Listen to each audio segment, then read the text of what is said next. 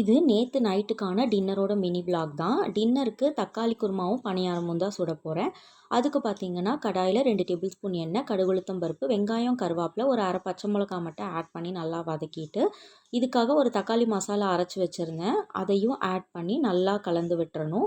இப்போ இதுக்கு தேவையான அளவுக்கு தண்ணி ஊற்றிட்டு மிக்ஸி ஜாரையும் அலாசி தண்ணி ஊற்றிட்டு நல்லா கலந்து விட்டுறணும். இப்போ தேவையான அளவுக்கு உப்பு போட்டுக்கணும். இது கொஞ்சம் தண்ணி மாதிரி இருந்தால் தான் நல்லாயிருக்கும். அதனால் இந்த குழம்பு கொஞ்சம் தண்ணியாட்டம் வச்சுருக்கேன். இப்போ லிட் போட்டு க்ளோஸ் பண்ணிவிட்டு சைட் பை சைடு என்ன பண்ணியிருக்கேன்னா, மத்தியானம் வச்சுருந்த தக்காளி சாப்பாடு மீதம் இருந்தது, அதையும் சூடு பண்ணி எடுத்து வச்சாச்சு. இப்போ பணியாரமும் சுட்டு எடுத்தாச்சு. எப்போவுமே பணியாரம் சுடுறப்போ ஃபஸ்ட்டு ஆயில் ஸ்ப்ரெட் பண்ணிவிட்டு அதுக்கப்புறம் திரும்ப மேலே கொஞ்சம் ஸ்ப்ரெட் பண்ணிவிட்டு சிம்லேயே வச்சு திருப்பி எடுத்திங்கன்னா பணியாரம் ரொம்ப கிறிஸ்பியாக வரும். ட்ரை பண்ணி பாருங்கள்.